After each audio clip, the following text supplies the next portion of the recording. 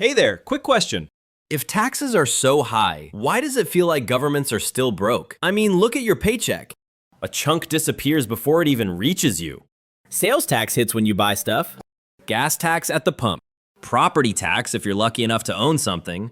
It feels like money is leaking out of your life from every possible direction.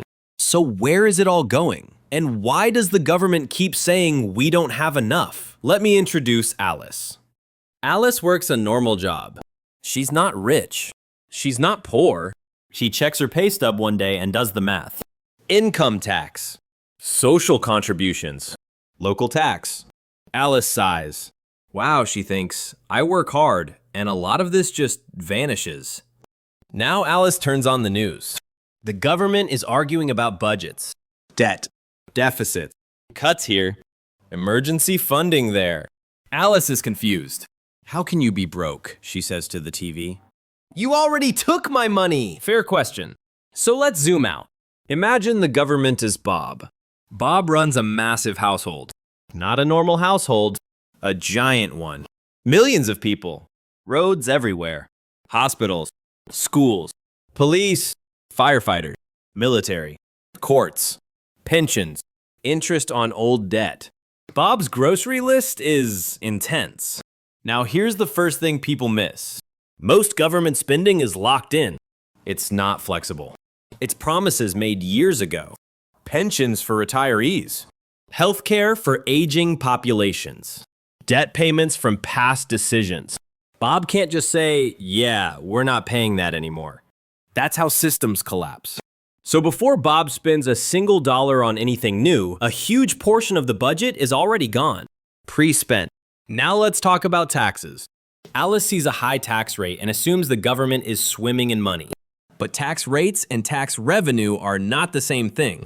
If Alice earns $1,000 and pays 30%, that's $300. If she earns $10,000 and pays 20%, that's $2,000. The rate went down. The revenue went up. Governments don't live on percentages. They live on totals. And here's the problem. Modern economies are weird. Wages grow slowly. Costs grow fast. Populations age. So the tax base doesn't grow the way spending does. Now add globalization. Companies move profits across borders. Capital flows easily. Labor doesn't. Alice can't move her paycheck to another country. Big corporations can move accounting entries with a click. So governments tax what's easiest to tax. Workers. Consumption. Visible income, which is why taxes feel high, because they hit the same people over and over. Now let's talk about something uncomfortable. Governments don't just spend on things you use. They spend on things you don't notice. Interest on debt, financial system backstops, emergency reserves, regulatory bodies. When nothing goes wrong, these look pointless. When something goes wrong, everyone suddenly expects them to work perfectly. That costs money. A lot of money. Now let's add demographics. Populations in many countries are aging. That means more retirees, more healthcare costs, more pensions, fewer workers supporting more dependents. This is brutal math. Even if taxes stay the same, spending pressures rise automatically. So Bob raises taxes a bit. Alice feels it immediately. But Bob's expenses grew faster. So Bob still struggles. Now here's the psychological trick. People compare taxes to their personal benefits. I pay this much, why don't I see it? But government spending is collective. You might not need the fire department this year. You still pay for it. You might not go to public school. You still fund it. That's the deal. The problem is, as systems get bigger and more complex, the connection between what I pay and what I get feels weaker. So frustration grows. Now let's talk about inefficiency. Yes, governments waste money. No surprise. Any organization that large will. But here's the part people underestimate. Even perfectly efficient governments would still struggle. Because modern societies are expensive. Infrastructure alone is a money-eating monster. Roads decay. Bridges age. Technology needs constant upgrades. Maintenance isn't sexy, but skipping it is disastrous. So Bob keeps paying. Now here's another hidden issue. Political promises. Every election cycle, someone promises more services without clearly explaining how to pay for them. Voters like benefits. They hate taxes. So politicians try to square the circle. They borrow. Borrowing delays the pain. It feels cheaper now. But interest becomes tomorrow's tax. So Alice pays today and still owes tomorrow. This is why taxes can rise and governments still fall short. They're paying for the past while trying to survive the present. Now let's talk about perception. Alice notices every dollar taken. She doesn't notice every dollar spent. Taxes are visible. Benefits are diffuse. So the pain is concentrated, the reward is spread out.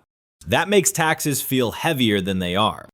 Now combine everything: aging population, rising healthcare costs, debt interest, globalized capital, slow wage growth, political gridlock, and suddenly high taxes don't feel like abundance.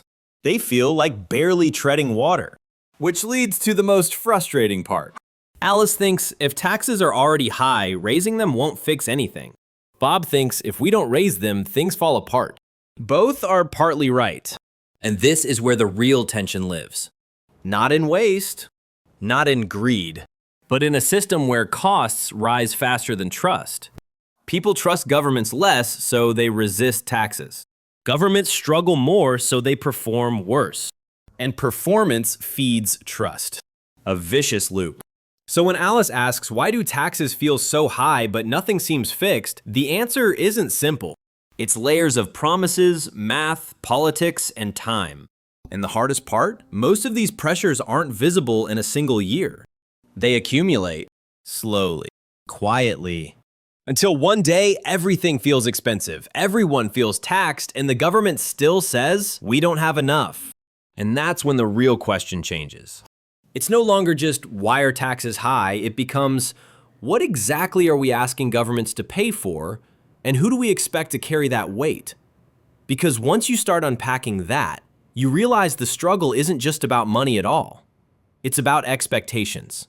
Because over time, we've quietly asked governments to do more and more. Protect us from recessions, support us in old age, provide healthcare, build infrastructure, stabilize markets, respond to crises, fix inequality, fight climate change, keep prices low, keep jobs high, all at the same time. And we want all of that without feeling the cost directly. So Bob, the government, tries to keep everyone happy. And that's where the math starts to crack. Because governments don't just pay for things once. They pay forever. Every new program creates a permanent obligation. Teachers don't retire after 1 year. Roads don't maintain themselves. Healthcare costs don't politely stop rising. So spending stacks, year after year. But taxes don't stack the same way. Raising taxes is politically painful. You feel it immediately. So governments raise them slowly or avoid raising them at all. Instead, they borrow. Borrowing is the great illusion. It lets Bob say yes today and push the bill into the future. But the future always shows up. With interest. Now Alice notices something strange. Taxes went up. Services didn't improve much. So she asks the most natural question in the world. What am I paying for? And the honest answer is a lot of things you don't see. Old promises, old debts, old demographic math. Alice is paying not just for today. She's paying for yesterday. And sometimes for tomorrow too. Now let's talk about something people really hate hearing. Efficiency. Yes, governments can be inefficient. But inefficiency is not the whole story. If tomorrow the government became magically perfect, zero waste, zero corruption, many countries would still struggle. Because the biggest costs are structural. Healthcare costs grow faster than inflation. Aging populations need more support. Debt interest compounds. These are math problems, not moral ones. Now here's where things get uncomfortable. Most tax systems were designed decades ago. Back when people worked stable jobs, companies were national, capital moved slowly, populations were younger. That world is gone. Today, income is mobile, corporations are global, assets move at the speed of light, labor is stuck in place. So governments tax what can't escape. Wages, consumption, property, That's why Alice feels squeezed. Not because she's the biggest beneficiary, but because she's the easiest target. Now let's add one more layer: complexity. Modern governments are incredibly complex machines. Layers of agencies, regulations, compliance systems. Each layer exists for a reason, but each layer costs money. And complexity hides costs. So Alice sees her tax bill clearly, but not the web of spending behind it, which fuels frustration. Now let's flip perspectives for a moment. From Bob's side, Bob looks at the numbers and panics. If he cuts spending, people lose services. If he raises taxes, people revolt. If he borrows, future budgets get worse. There is no painless option. So Bob chooses the least immediately painful one. Again and again. That's how deficits become normal. Now here's the most important idea. High taxes don't mean a government is rich. They often mean it's under pressure. They're a sign of strain, of trying to hold together a system that's doing more with less flexibility. Now let's bring Alice back one last time. Alice isn't wrong to feel frustrated. Her experience is real. But the problem isn't simply too much tax. It's a mismatch between what we expect governments to do and how we pay for it, between modern costs and old tax structures, between collective needs and individual pain. That's why tax debates feel endless, because they're not just about money. They're about trust. Do you trust the government to spend well? Do you trust that others are paying their share? Do you trust the system to be fair over time? When trust is low, every tax feels heavy, even if the math says it's necessary. And that's the real crisis hiding underneath all of this. Not revenue, not rates, trust. Because when people trust the system, they tolerate taxes. When they don't, every dollar feels stolen.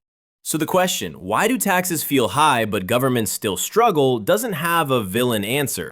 It has a systems answer.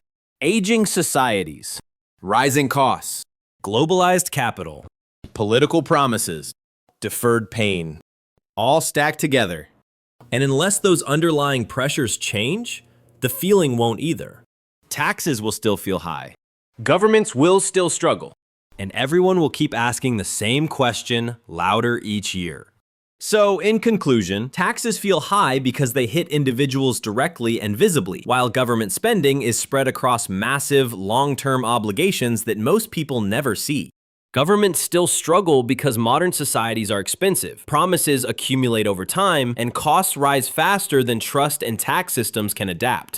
The tension isn't just about waste or greed, it's about structural pressure and mismatched expectations. If you want me to make other videos explaining these topics, please like and subscribe. Thanks for watching.